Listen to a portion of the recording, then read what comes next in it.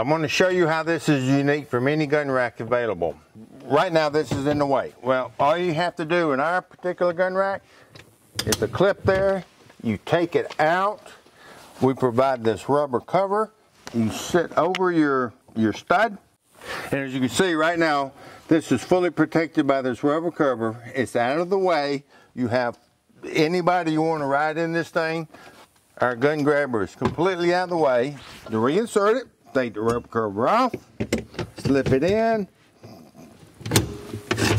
You're good to go, babe. Got your gun rack set up. It's that good for this 525. This is the only gun rack in the industry that you can do this.